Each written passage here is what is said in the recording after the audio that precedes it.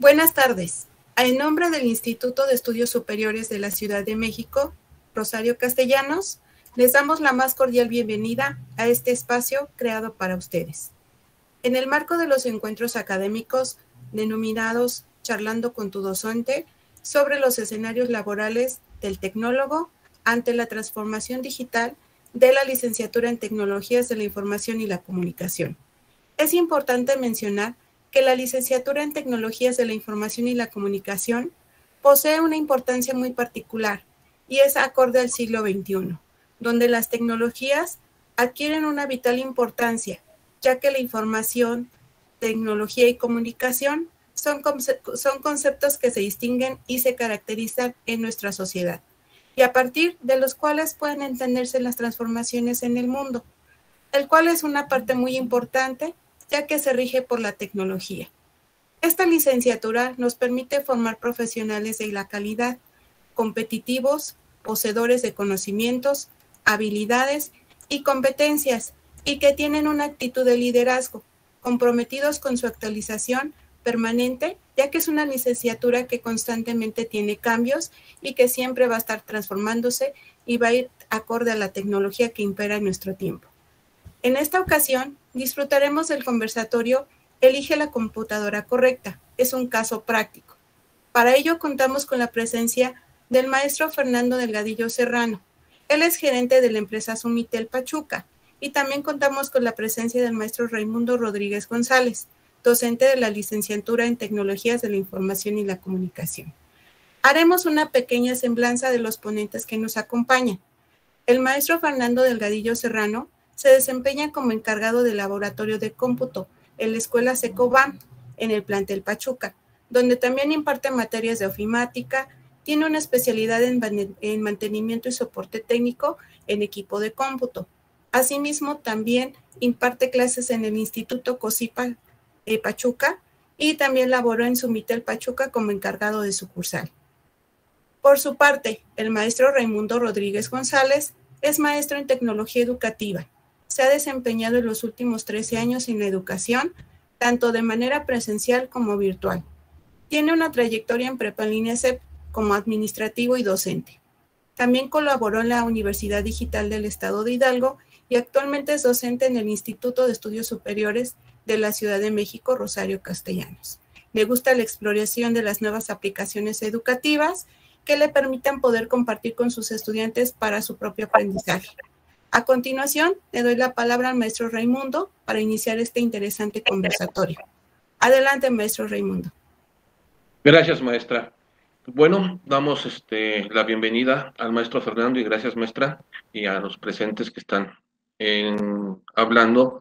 En México se presentan varios problemas que urge corregir, tales como el desarrollo humano, capacitación, así como gestión y ofertas de servicios, por lo que es necesario construir ambientes de trabajo basados en las nuevas tecnologías computacionales, tanto en hardware como lo que es en PC, laptop o redes, como en software, tanto en sistemas operativos o en su caso también como sistemas asistidos, para lograr una comunicación asertiva utilizando las tecnologías de la información y comunicación disponibles. En este sentido, es necesario construir conocimientos que impliquen la indagación, búsqueda de información, realización de prácticas, ejercicios y trabajos bajo la guía del docente orientado hacia el conocimiento significativo, dando seguimiento y evaluación a los alcances obtenidos por el alumno. Ahora, imagina que eres contratado por una empresa financiera como jefe de soporte técnico en el área de sistemas y serás el responsable del correcto funcionamiento de la infraestructura que comprende el hardware y software y la red de la empresa. ¿Cómo podrás hacerlo? A continuación estará con nosotros el maestro dando ese ejemplo y mostrando cómo hacerlo. Muchas gracias por su palabra, maestro Raimundo. A continuación cedo la palabra al maestro Fernando Delgadillo. Disfrutemos de su intervención. Muchas gracias. Hola, ¿qué tal? Muchas gracias a los presentes.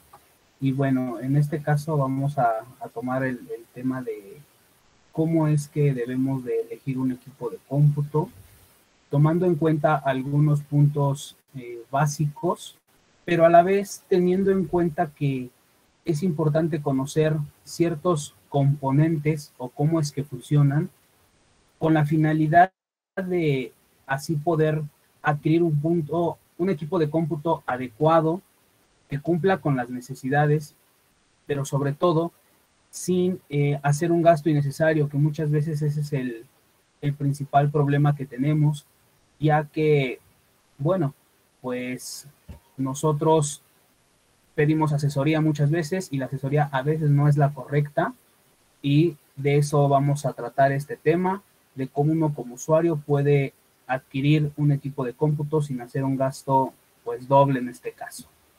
Les voy a poner una pequeña presentación, en este caso voy a compartir aquí ahorita la pantalla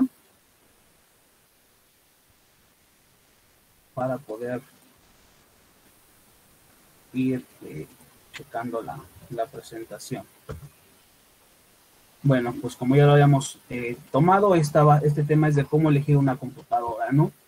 Y bueno, lo importante aquí en estos puntos es saber las partes que tiene el equipo de cómputo como tal y así poder elegir los componentes adecuados para que este equipo sea funcional, ¿sí?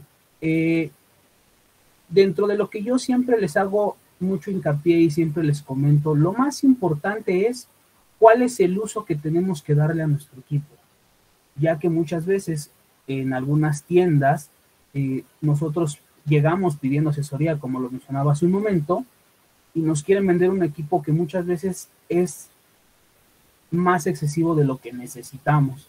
Entonces hay que tener en cuenta, junto como lo comentaba el profe Ray, si nosotros vamos a manejar un laboratorio de cómputo de una empresa, hay que saber qué programas son los que manejan en dicha empresa, ya que no es muchas veces necesario un equipo de alto rendimiento para las labores que en este caso se desempeñan. Yo generalmente siempre les hago hincapié en que hay que tener en cuenta las partes de un ordenador, que vienen siendo las partes físicas como monitor, mouse, teclado, bocinas, todos los componentes físicos que podemos tener acceso. Y aquí hago un hincapié, es muy importante tener en cuenta que el gabinete no se llama CPU, ya que es uno de los principales, a veces, conflictos que llegamos a tener, de que muchas veces el equipo como tal, el gabinete, la gente le sigue diciendo CPU, y es aquí donde yo tengo que hacer el mérito a que ustedes sean los que tienen que tener el cuidado para poder tener un equipo 100% funcional, lejos de un monitor bonito, lejos de un teclado.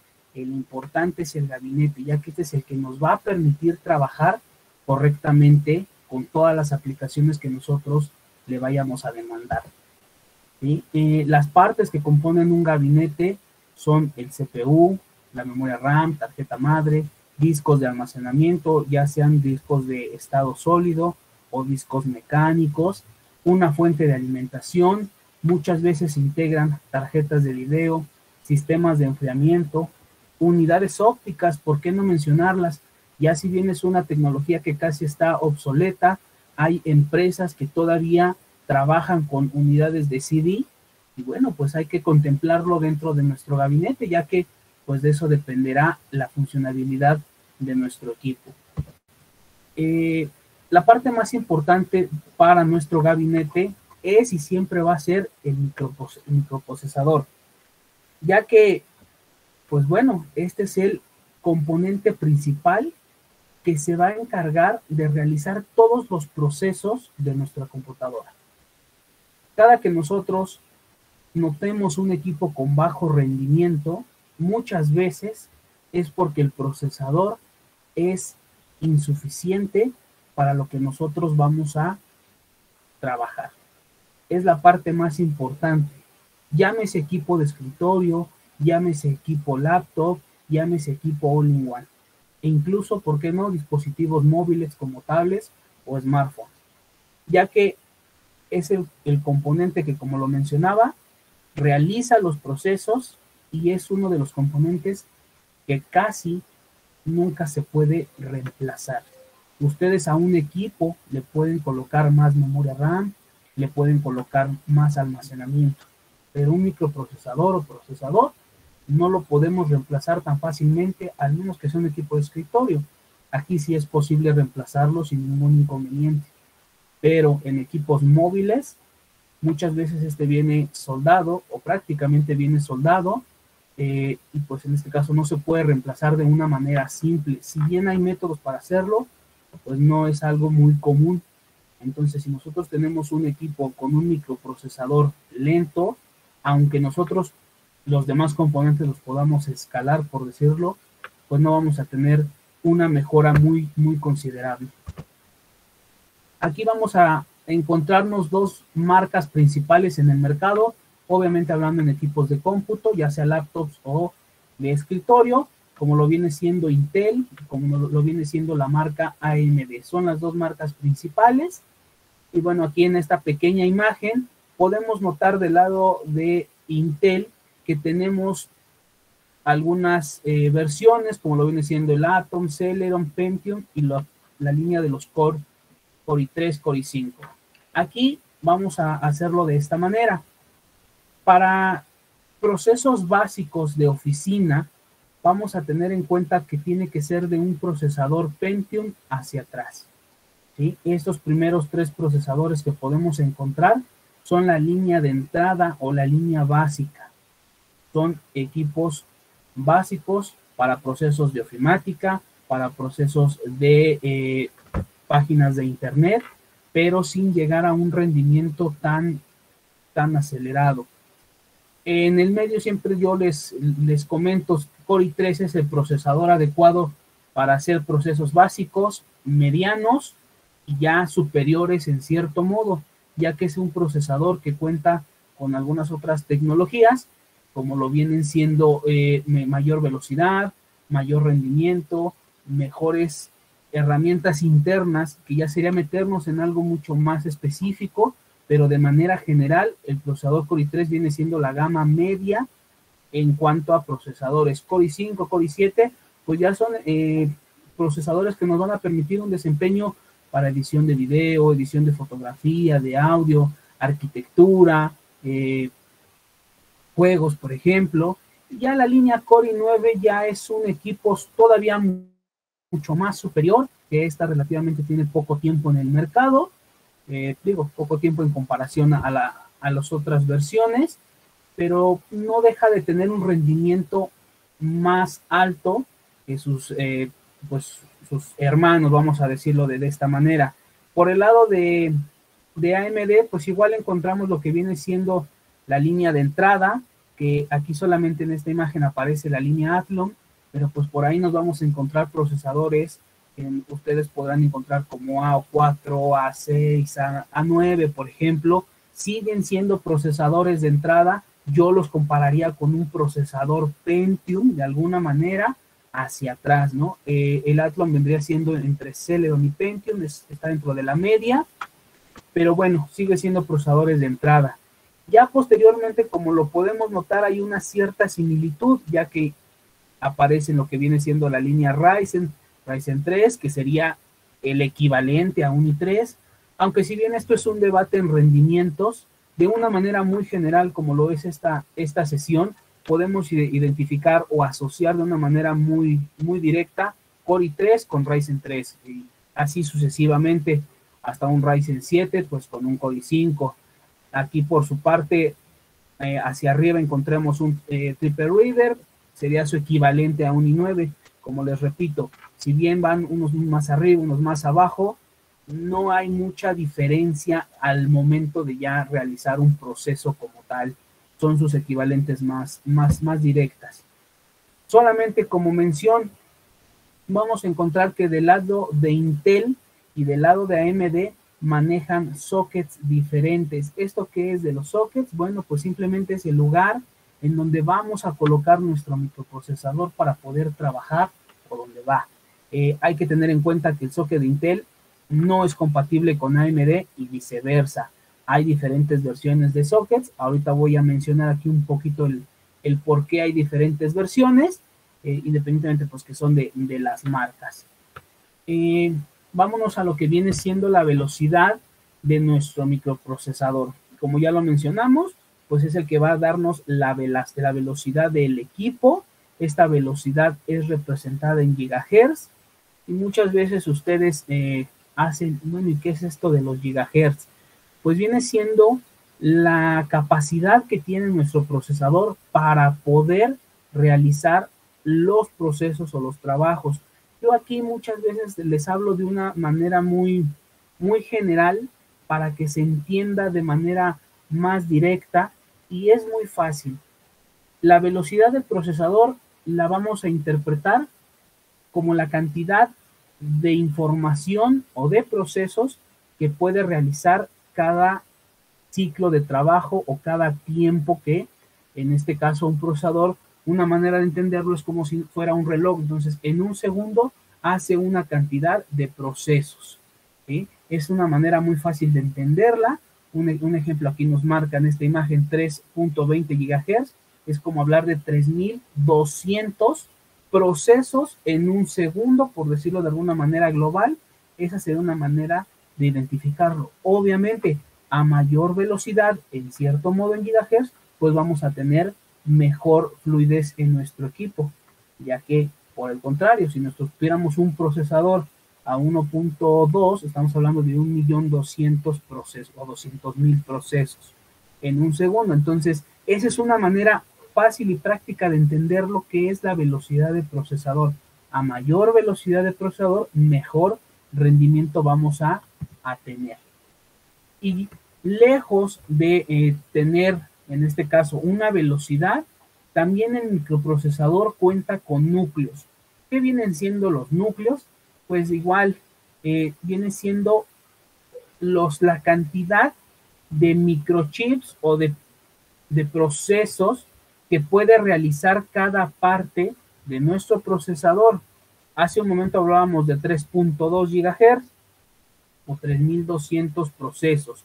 Esto hablando en que estamos hablando a un proceso simple, ya que hay procesadores que cuentan con 1, con 2, con 4, con 8, 16, 12 procesadores, bueno, 12 núcleos de procesamiento, ¿sí? Entonces, imagínense, sería 3.200 hablando en un solo núcleo. Si en este caso lo multiplicáramos pues por 2, pues ya no serían 3.200, serían 6.400 procesos que puede hacer en un segundo. Entonces vamos viendo cómo el microprocesador, lejos de la velocidad, o bueno, conjunto a la velocidad y sus núcleos, es capaz de realizar mayores cargas de trabajo, ¿sí? Entonces seguimos retomando y teniendo en cuenta que el microprocesador es el componente principal, ¿sí? Siguiendo adelante, vamos a encontrar algo que se llama como hilos de procesamiento. Aquí, igual una manera fácil de entenderla es, ya identificamos que nuestro procesador cuenta con 4 núcleos y este a su vez puede administrar o realizar procesos en doble canal o de doble manera por tiempo. Ya sabíamos que un procesador con un núcleo hacía 3.200 procesos. Si tuviera 2 hilos de procesamiento, ya por sí solo, un solo núcleo está haciendo el doble de trabajo. Ahora bien, imagínense si nuestro procesador fuera de 2 núcleos y 2 hilos de procesamiento. Se podría decir de manera general que tenemos 2 procesadores físicos por 2 procesadores virtuales o no tangibles, pero que son capaces de realizar este procesamiento por 4. Entonces, si ya manejáramos un procesador con 4 núcleos físicos y 4 núcleos, en este caso, o 4 hilos de procesamiento, pues ya entendemos que la velocidad del procesador ya se fue 4 veces más arriba de lo que teníamos. Entonces, volvemos a retomar y seguimos teniendo en cuenta que el procesador ya es capaz de realizar muchísimos procesos cada ciclo o cada secuencia que este va manejando. Ahora bien, en los procesadores existen generaciones. ¿Qué es esto de las generaciones?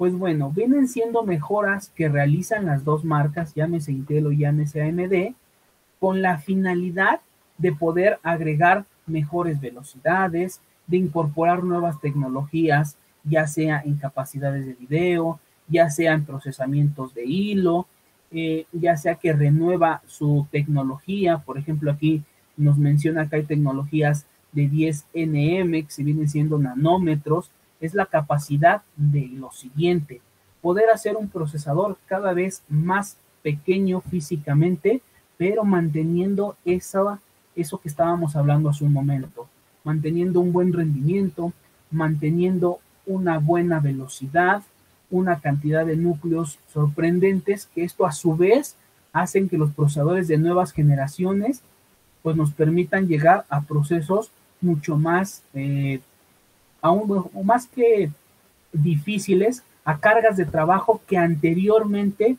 pues sí los equipos lo podían trabajar, pero pues se llevaba más tiempo el realizar muchas veces un proceso, ya que los procesadores venían de uno, de dos núcleos. Yo empecé trabajando con equipos de un solo núcleo y para nuestro tiempo pues era una velocidad estándar, pero conforme vamos avanzando, esto de las generaciones pues ha ido haciendo a que hoy en el día encontremos generaciones de hace 4 o 5 años y la gente piensa que ya su equipo está muy desactualizado, porque por ejemplo Intel va en la generación 12, pero si yo les mencionara que en el mercado a hoy en día se está trabajando con la 10ª y con la 11ª generación, la 12 generación apenas está relativamente comercializándose, más sin en cambio estamos a menos de 6 meses de que nos presenten la nueva generación por el lado de Intel.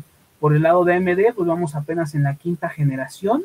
No quiere decir que sean procesadores más que no tengan tanto tiempo de experiencia, sino que anteriormente no manejaban como tal una generación o no lo manejaban abiertamente. A hoy en día sí, vamos en la Zen 3 Plus, que viene siendo ya la 5ª generación en procesadores, al menos por la línea de Ryzen, ya que hay que mencionar que, bueno, pues AMD anteriormente no tenía esta línea Ryzen como actualmente la tiene.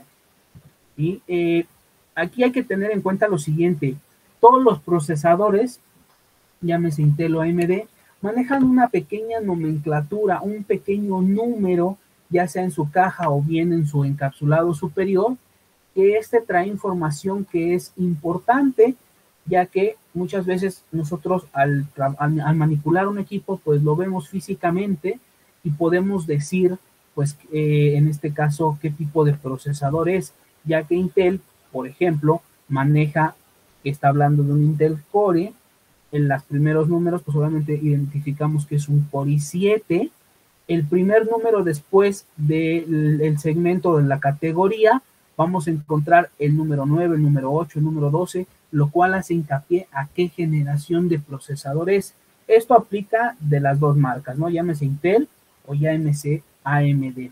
Posteriormente vamos a manejar un número general que viene siendo el SKU, o muchas veces viene siendo como el modelo del procesador, SKU o modelo, y luego manejamos un pequeño sufijo. Este sufijo muchas veces no lo vamos a ver por lo siguiente. Aquí, por ejemplo, la imagen nos muestra la letra K.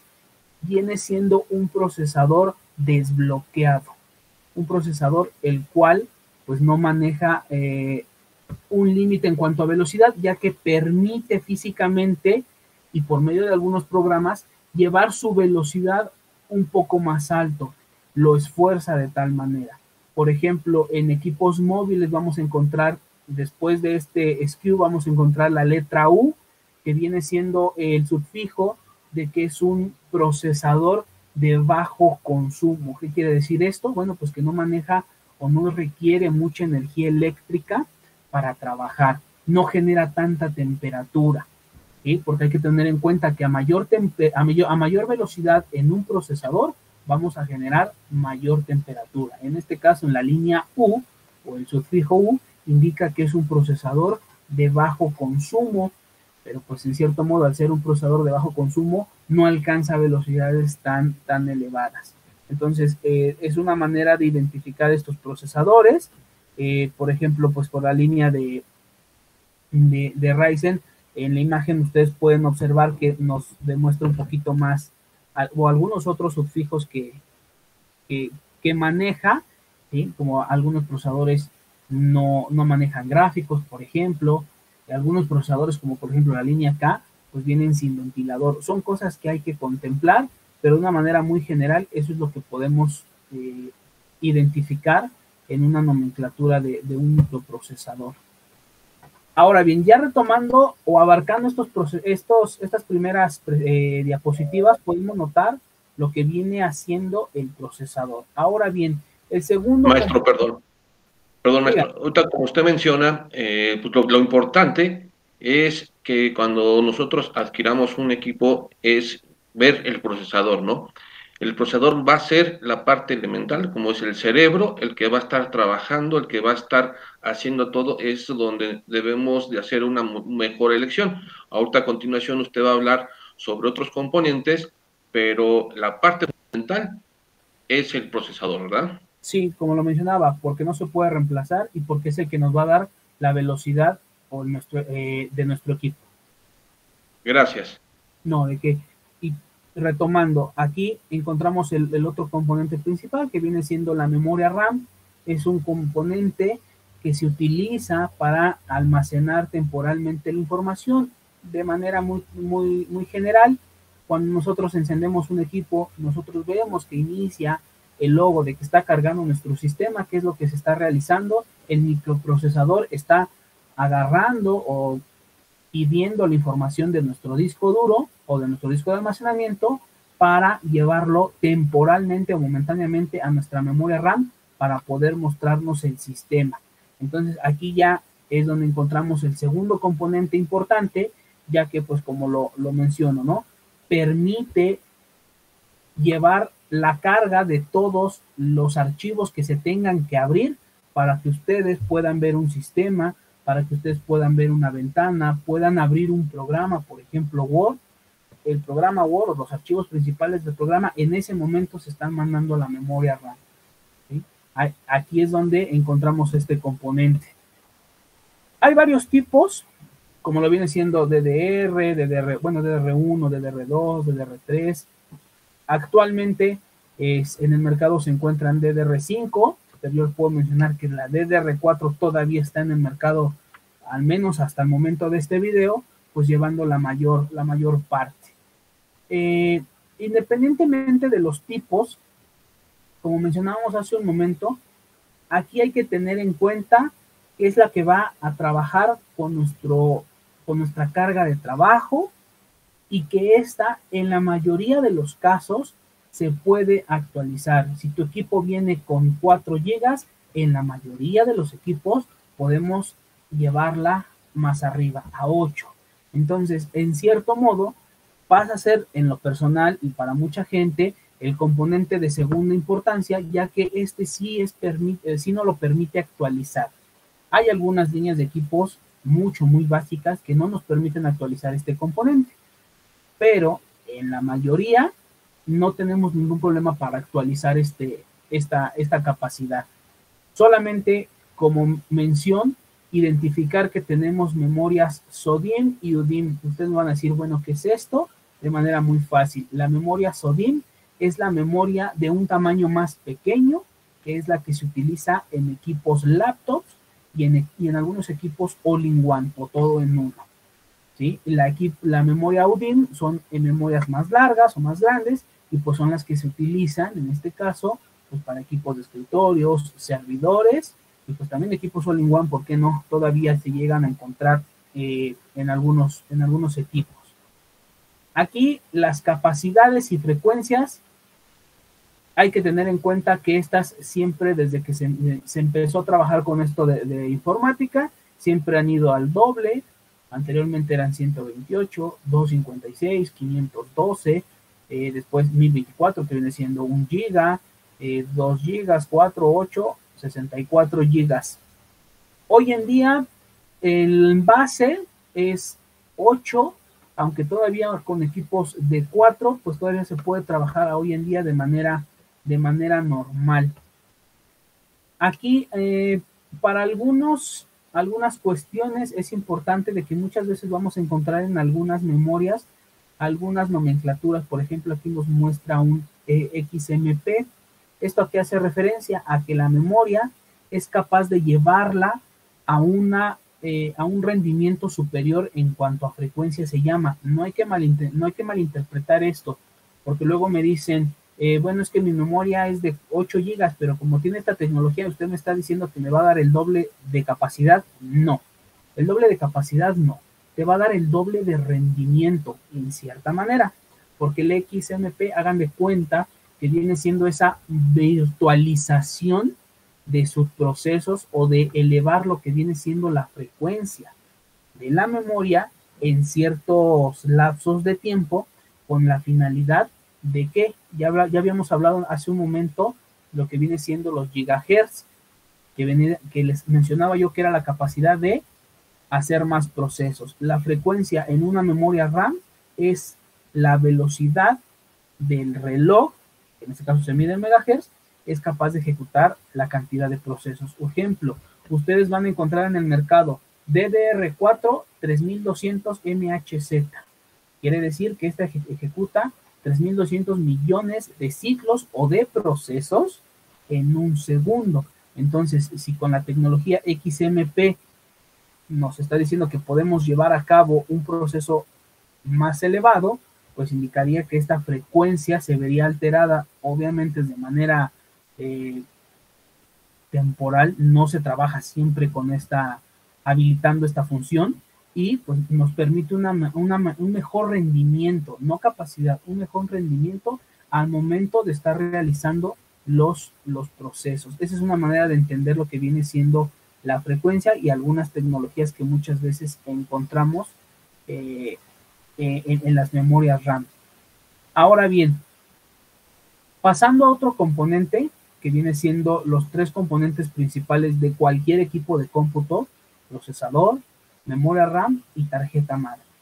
Ya sabemos que la tarjeta madre pues es donde vamos a conectar todos los componentes de nuestra computadora. Por ahí luego me decían, no es cierto, profesor, no todo se conecta a la tarjeta madre. Y yo les digo, bueno, díganme qué componente no se conecta directamente. Y por ahí me dijeron, no, pues por ejemplo, las impresoras inalámbricas no la tengo que conectar. Pues no la conectas de manera física, pero la conectas de manera inalámbrica, y esta a su vez va conectada a la tarjeta madre. Entonces aquí es donde vamos a poder nosotros encontrar una variedad grandísima en cuanto a tarjetas madres, pero no hay mucho de qué preocuparse, porque luego por ahí me dicen, es que yo he visto unas tarjetas madre grandísimas, profe, o sea, tienen una cantidad de puertos que yo la verdad no sé ni para qué son. Y yo les comento, no importa la tarjeta en qué sentido, en el que se trata este tema, tú tienes que saber primero para qué vas a utilizar tu computadora.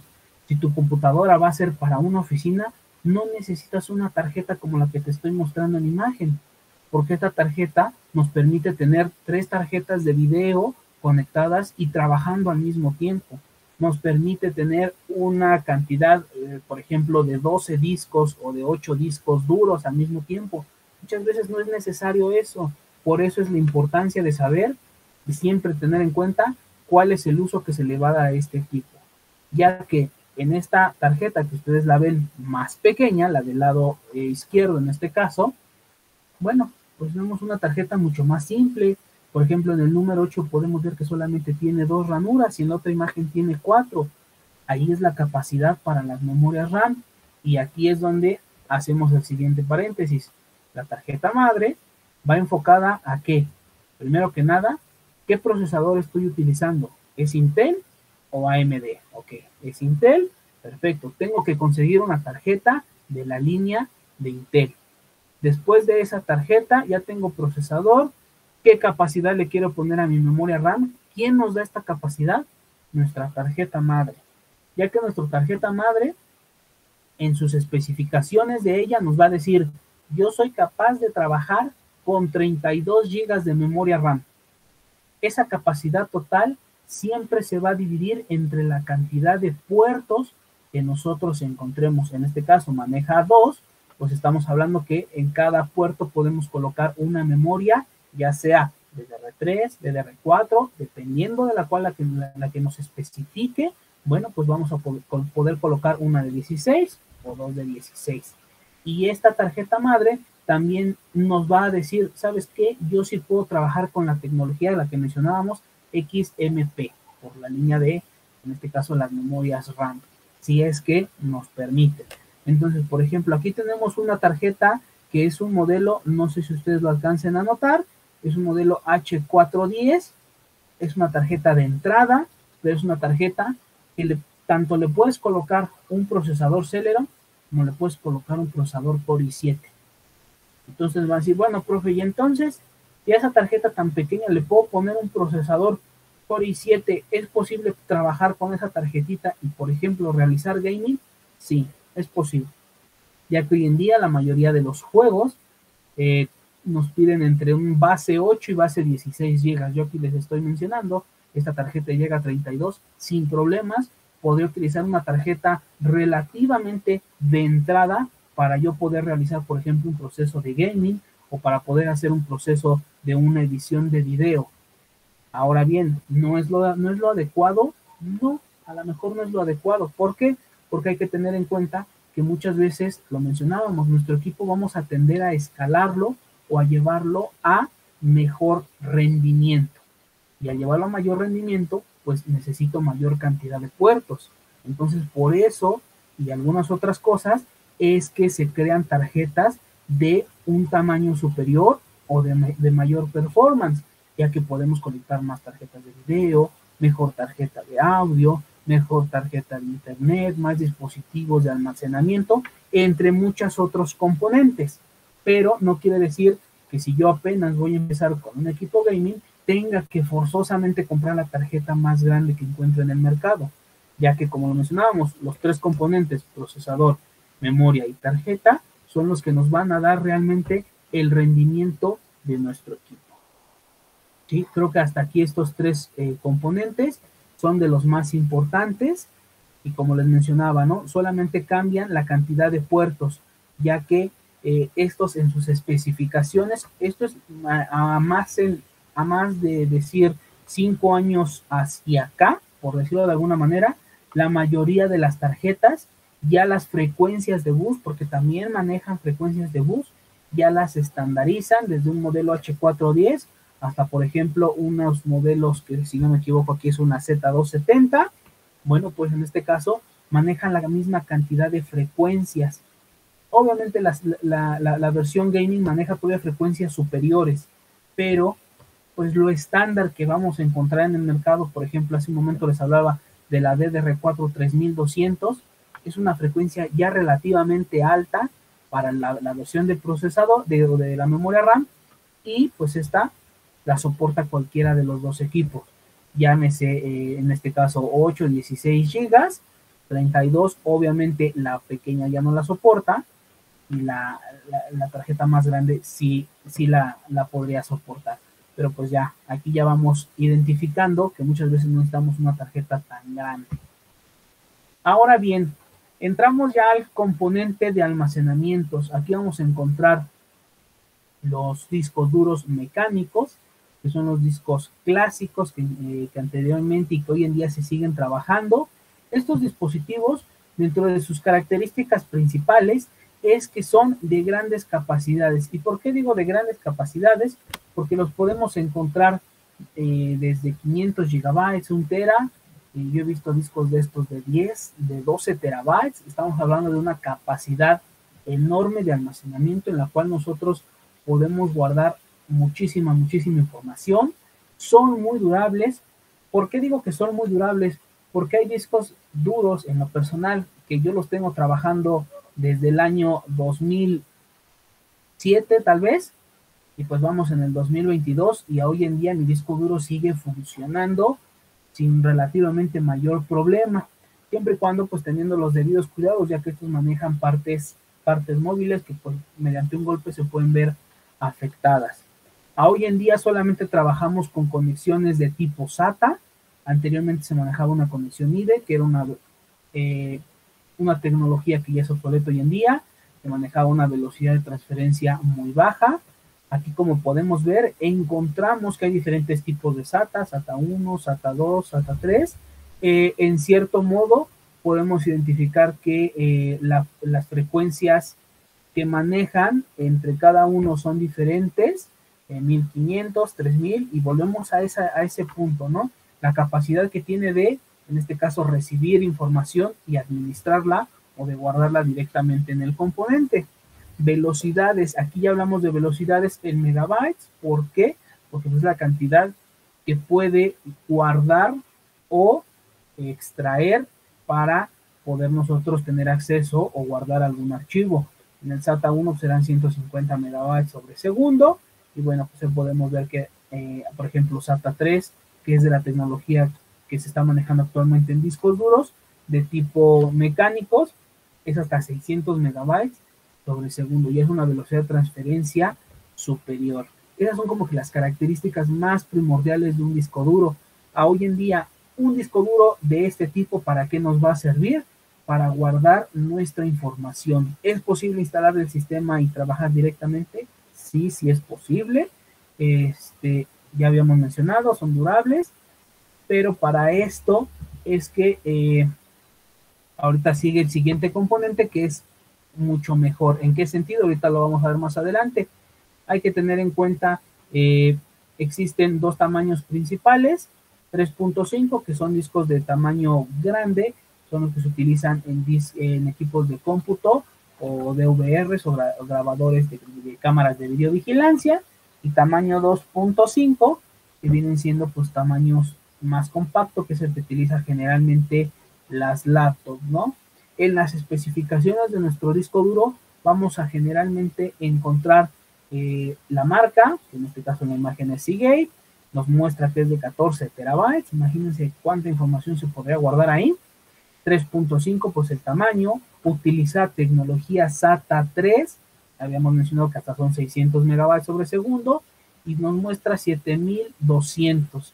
¿Qué hace referencia a esto? Son revoluciones por minuto, la cantidad de vueltas que nuestro disco da en su propio eje en un minuto. Obviamente, a mayor revolución, pues vamos a tener una eficacia mucho mejor al momento de guardar y en este caso recibir información. 256 ms, bueno, aquí hace referencia a la memoria caché, que es la capacidad que el disco duro en su tarjeta lógica tiene para guardar y en este caso empilar cierta información hasta que se vaya sobreescribiendo o se vaya escribiendo como tal en el disco. Es una memoria temporal que maneja nuestros discos duros. Nos muestra aquí que es un disco de tipo NAS, hace referencia solamente a que son servidores, o se utiliza para servidores. Por ejemplo, aquí en esta pequeña imagen vamos a encontrar que independientemente de la marca, en este caso estoy hablando de la marca Western Digital, vamos a encontrar en este caso disco azul, verde, black, red y purple. Solamente hace referencia, por ejemplo, el morado es más recomendado para videovigilancia, ya que maneja grandes capacidades, es más susceptible a trabajar con altos rendimientos. ¿Qué es esto de altos rendimientos? Por ejemplo, un trabajo 24/7. Unas cámaras de videovigilancia están trabajando día y noche. No es, por ejemplo, muy recomendado la línea Blue, que es de un uso diario, que es más enfocada a una máquina de escritorio, ya que esta trabajamos 4 o 5 horas y apagamos el equipo. Acá, por ejemplo, en la videovigilancia, pues no se puede apagar. Ojo, no quiere decir que no se pueda utilizar. Sí se pueden utilizar. No es lo más recomendable, más sin en cambio, al ser un dispositivo de almacenamiento, se pueden utilizar, ¿no? Por ejemplo, el rendimiento, que es la línea Black, pues de entrada yo les puedo decir que trabaja 7200 revoluciones. Obviamente, en comparación al Blue, que trabaja con 5200, es un poco más lento, ¿no? Ya lo mencionábamos, el rojo es para NAS o servidores, y el green, aquí no lo muestra como capacidad, maneja grandes capacidades y a su vez es un dispositivo que relativamente no consume tanta corriente eléctrica o tanta demanda energética. Otro dispositivo de almacenamiento que vamos a encontrar hoy en día en el mercado es la unidad de estado sólido. Este componente es el cuarto que yo notaría o tendría yo en importancia, ya que es un dispositivo que si bien nos va a permitir guardar como un disco duro mecánico, ese tiene la principal ventaja que pues utiliza solamente chips internamente para guardar la información. Solamente tiene partes electrónicas, son mucho más veloces. Hace un momento les mencionaba que nuestro disco de mecánico trabajaba hasta 600 megabytes sobre segundo. Un dispositivo de almacenamiento de tipo SSD, pues son todavía una velocidad mucho mayor a la que nos muestra en este caso, dependiendo también del dispositivo de unidad de estado sólido, ya que en estos vamos a encontrar diferentes tipos. El SATA, que viene siendo en tamaño 2.5, como si fuera un disco para laptop, pero internamente hay que considerar que solamente maneja componentes internos, ¿vale? Y vamos a encontrar el disco M.2. Aquí se subdividen otros 2 o 3 tipos. Por ejemplo, el SATA que manejaban anteriormente los equipos Mac, hoy en día trabajan con discos M.2, pero en cierto modo los discos de estado sólido los vamos a identificar de dos maneras, el 2.5 y el M.2, que viene siendo por el conector, entre otras cosas que pues generalmente lo vamos a ver de esta manera, o bien como la imagen principal que tenemos por acá. Y estos a su vez podemos identificar que en algunos discos M.2 vamos a encontrar una nomenclatura que es NVMe. ¿Qué viene siendo de esto NVMe? Pues viene siendo que nuestro disco es capaz de trabajar a velocidades todavía superiores a las de un disco duro SSD normal. Un disco SSD normal trabaja, por ejemplo, de 600 megabytes sobre segundo. Un disco en unidad de estado sólido en M.2 NVMe, digo, es una nomenclatura muy grande, pero esos son capaces de trabajar hasta 3200 megabytes sobre segundos. Entonces, ¿qué da a entender con esto? Que todavía son mucho más veloces una unidad de este tipo, ¿no? Las diferencias, como lo podemos notar, la unidad de estado sólido nos va a dar una mejor velocidad para guardar y extraer información en comparación a un disco duro clásico. ¿Esto en qué se ve beneficiado? Si yo le pido a un disco duro clásico, guárdame 1 gigabyte de información, y habíamos mencionado que trabaja a, no sé, 200 megabytes, imagínense cuánto tiempo le va a llevar guardar esta información. Por ahí algunos todavía hemos visto, recordaremos que para enviar la información de un dispositivo a otro, pues ahí tenemos que esperar a que se tardara, pues a lo mejor, no sé, 5 o 10 minutos. Con una unidad de estado sólido, pues esto se ve reducido drásticamente, ya que es capaz de guardar o de leer y escribir de una manera mucho más rápida. Esto también se ve reflejado al momento de lo que mencionábamos cuando enciende un equipo. Un equipo enciende, y les hacía yo mención, la información que se encuentra en el disco duro se empieza a migrar temporalmente a la memoria RAM. Entonces, si tenemos un dispositivo de almacenamiento SSD, ¿qué es lo que nos permite? Extraer esa información, porque ya sabemos hoy en día que es mucho más veloz, y esto a su vez mejora aún todavía el rendimiento del equipo. Entonces, de aquí ya encontramos un cuarto componente importante o clave al momento de elegir un equipo: procesador, memoria, tarjeta madre y por ende un dispositivo de almacenamiento SSD. Hoy en día los costos de estos dispositivos pues todavía son un poco elevados en comparación a un disco duro clásico. Ejemplo, un disco de 1 terabyte en estado mecánico o normal lo vamos a encontrar en un promedio de 900 pesos.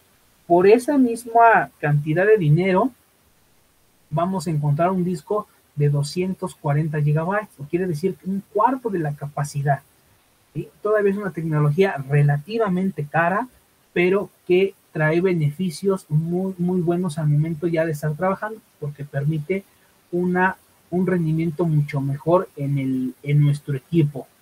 ¿Vale? Todavía aquí no podemos hablar de durabilidad, porque pues relativamente un disco duro de estado sólido tendrá 7 años en el mercado como tal, aunque no quiere decir que apenas se haya inventado. Anteriormente ya se trabajaba con estos dispositivos, pero no era tan comercial. Entonces todavía en durabilidad, como les mencionaba, la durabilidad que tiene un disco duro, que estamos hablando de ya prácticamente 15 años o más, todavía no llegamos a esa parte. Entonces a hoy en día todavía no sabemos realmente cuál va a ser una durabilidad exacta de un disco duro. A fin de cuentas, cualquiera de los dos nos puede fallar en un lapso de 30 días, un año. Eso ya son factores totalmente externos, pero pues en discos duros ya está más que comprobado que hay dispositivos que por ahí podemos encontrar información que casi llevan 15 años trabajando y siguen funcionando. En los discos de estado sólido todavía no podemos hablar de ese tipo de tiempos, pero bueno, eso es algo que se verá próximamente. Llegamos a un dispositivo que, si bien no es que sea menos o más importante, son nuestras fuentes de alimentación. Van a proporcionar la energía a todos los componentes que conforman el gabinete, llámese procesador, memorias, etcétera.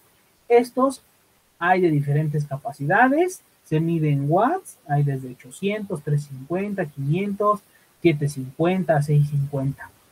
Aquí lo importante es saber qué fuente voy a utilizar de acuerdo a mi equipo. ¿Por qué? Porque vamos a encontrar fuentes genéricas, que es como la que se mostraba en la imagen anterior. Aquí yo les manejo que hay fuentes de tipo nativas.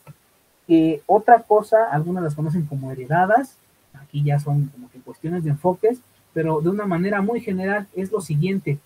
Hoy en día sabemos que hay equipos de cómputo, por ejemplo, de la línea HP, de la línea Dell, de la línea Lenovo, por mencionar algunas marcas, y estos fabrican unas fuentes pues con una forma no convencional a lo que conocemos, que es como la primera imagen que tenemos del lado izquierdo.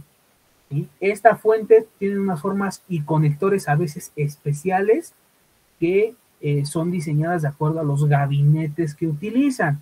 Aquí hay que tener un poquito de cuidado, porque eso ha sido un problema desde que estas marcas sacan sus equipos, porque muchas veces este tipo de fuentes, al menos en ciertos lugares, no son comerciales.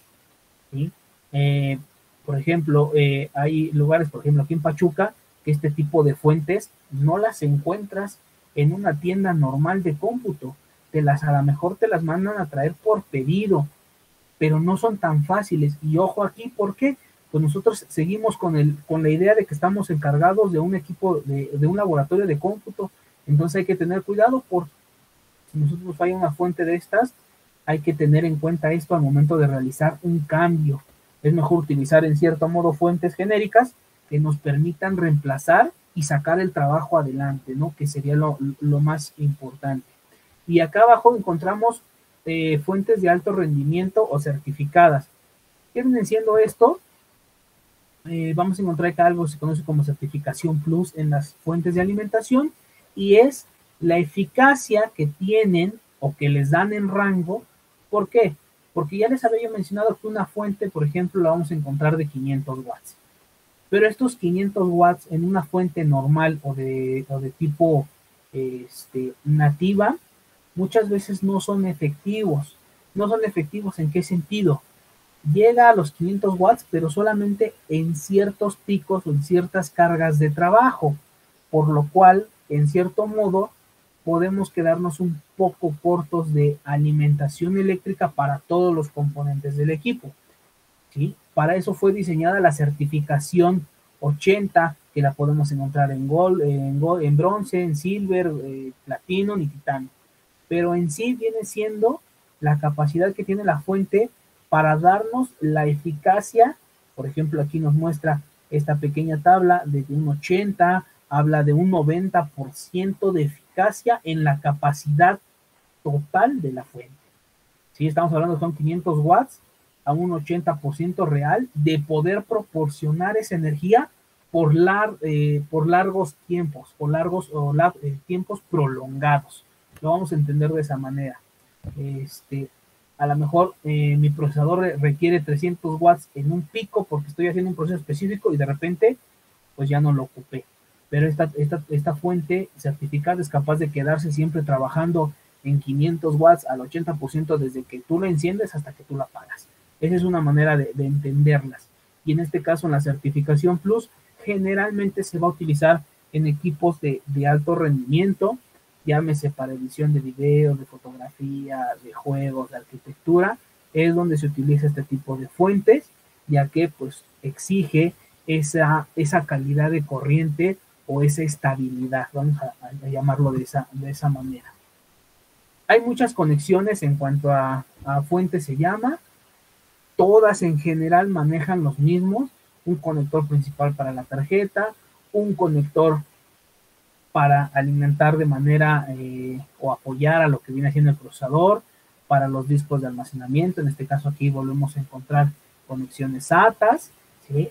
Manejamos todavía algunos conectores que se conocían como Molex, que ya casi no se utilizan, y algunos conectores de 8 o 6 pines, que se les conoce como PCI conectores de 12 volts, con la finalidad de poder alimentar ciertos componentes, como lo viene siendo, por ejemplo, una tarjeta de video, que es lo más común que vamos a encontrar. ¿Sí?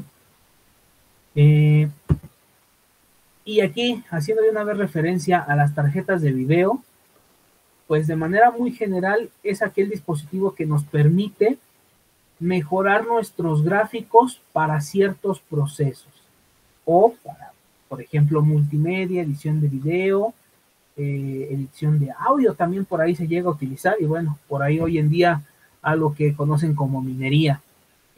Como dato, no todas las tarjetas de video son capaces de trabajar con minería, eso solamente como es como un dato. Pero bueno, la tarjeta de video nos permite una calidad de gráficos para poder realizar nuestros procesos, llámese la edición de una foto, llámese un video o poder jugar.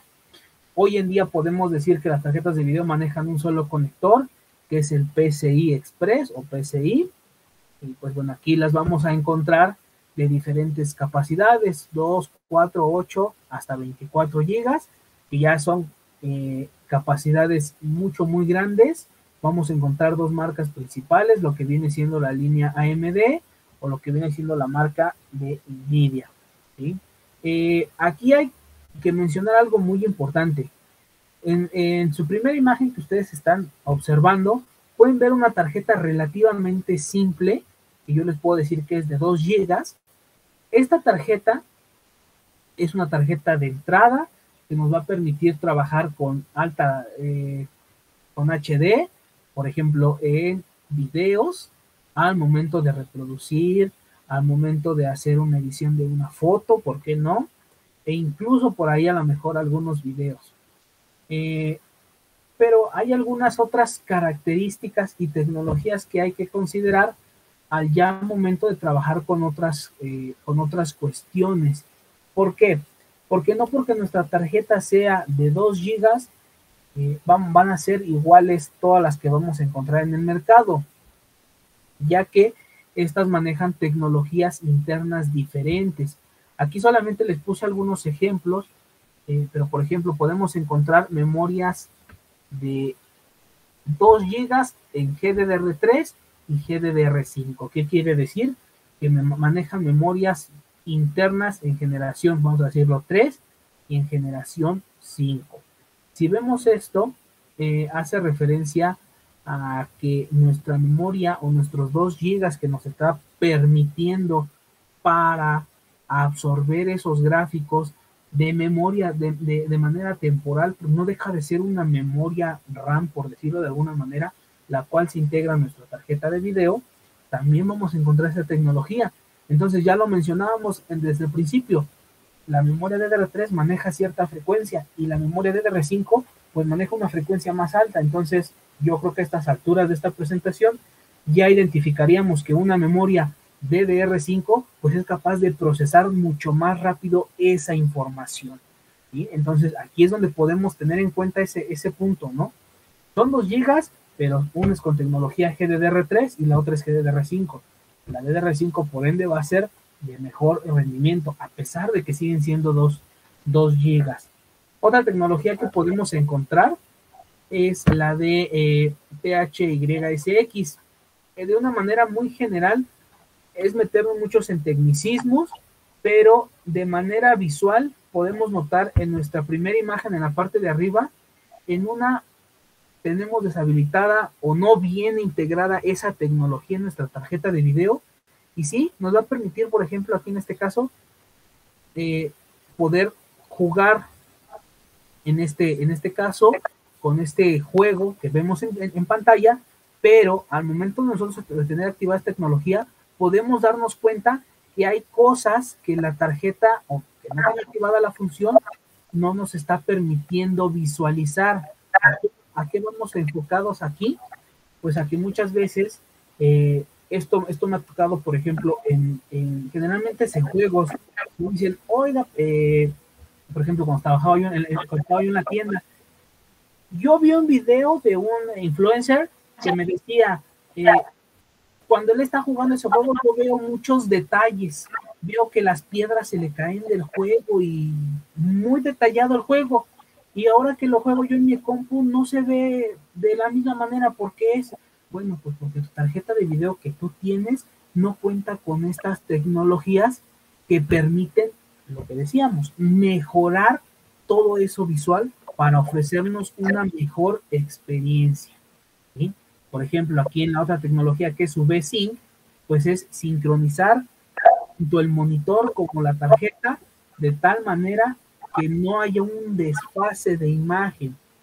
Eso generalmente pasa con aquellos entusiastas que quieren un equipo gamer y que luego por cuestiones económicas no adquieren una tarjeta donde ellos están tomando su referencia y se topan con este tipo de inconvenientes. Algunas otras tecnologías, por ejemplo, realidad virtual, que es poder colocarse unos lentes para hacer ciertos juegos o animaciones. Y bueno, hay que tener en cuenta que las tarjetas de video manejan diferentes puertos, como lo viene siendo el VGA, el HDMI, DisplayPort, y a su vez tiene que ser compatible con el monitor que ustedes tienen que adquirir, ¿sí? Maestro, perdón que lo interrumpa, ya estamos pasando lo que es las tecnologías, llegaremos hasta lo que es el gabinete para ir dando esta terminación, esta gran exponencia. Entonces veremos lo que es el gabinete, cómo son sus componentes, y de ahí buscamos dar una conclusión para dar a esta exponencia muy buena que nos ha estado impartiendo. Ok, claro, bueno, pues aquí el gabinete, pues tenemos en cuenta que son de diferentes tamaños. Lo podemos encontrar en formato slim, lo podemos encontrar en formato media torre o torre.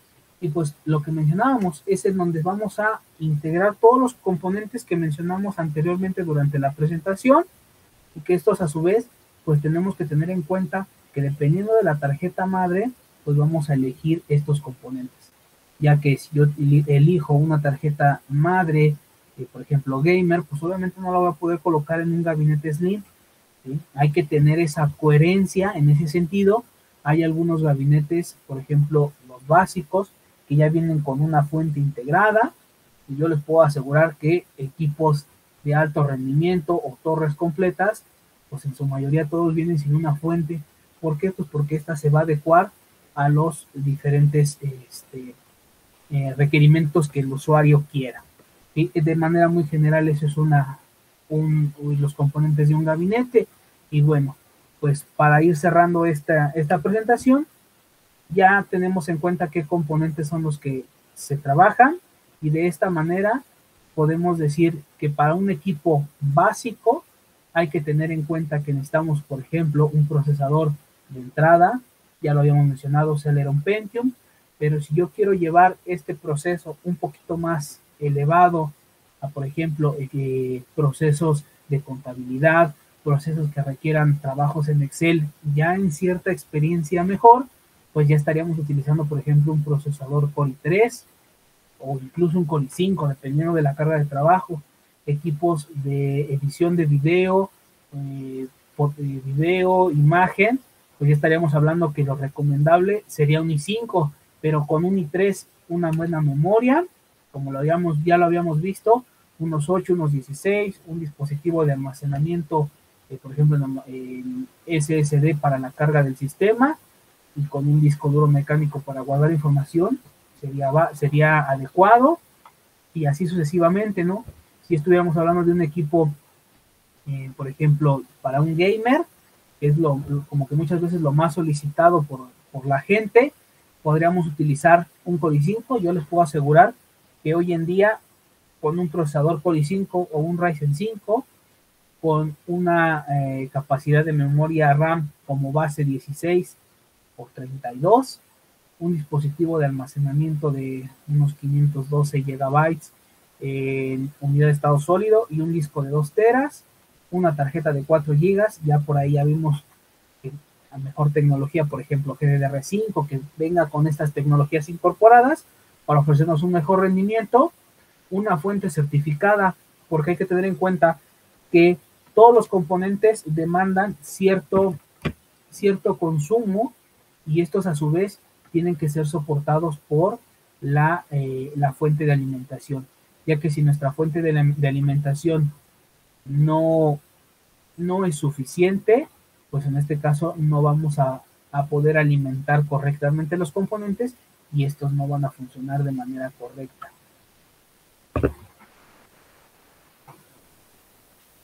Y pues bueno, creo que esos serían como que los componentes más importantes a tener en cuenta al momento de poder tener un equipo adecuado. Muy bien, gracias, maestro Fernando, por esta plática que hemos tenido, y en este caso generando pues una conclusión, haciendo un análisis a lo compartido por parte de usted con respecto a que los estudiantes puedan ver qué tan elemental es el que ellos puedan en un trabajo poder dar una solución cuando son llamados para poder, en este caso, tomar la batuta o tomar el que tengan que hacer, en este caso, la creación, perdón, de un centro de cómputo, como muestra o como se mostró al principio. Tan importante que es cada dispositivo, desde lo que es el procesador, tarjeta madre, en este caso como lo que fuimos hablando o lo que usted fue hablando ya al terminar con lo que sería la fuente de poder, todo tiene una importancia. El escoger, el ver para qué se requiere, que es la parte más importante, ¿no? No voy a requerir para un centro de cómputo de una financiera equipo de gama alta, que en este caso poderlo tener con una gama media, no baja, pero sí una gama media, para poder tener un buen trabajo, y esto nos permita que todo se tenga una muy buena resolución o una muy buena aceptación por parte de las personas que estén trabajando con él. En conclusión, pues bueno, sería esto lo que nos marca lo que es esta charla, para poder tener los mejores escenarios o el mejor escenario de tener un equipo de cómputo. Sí, pues muchas gracias a nuestros ponentes, al maestro Raimundo Rodríguez, al maestro Fernando Delgadillo, y pues bueno, los seguimos invitando al público en general a seguir pendiente del taller Crea tu cargador solar para celular. Se llevará a cabo este sábado 25 de junio a las 11 de la mañana en nuestra sede GAM. No falten, y será un evento también que será muy recreativo para todos ustedes. Muchas gracias a todos y que tengan una excelente tarde.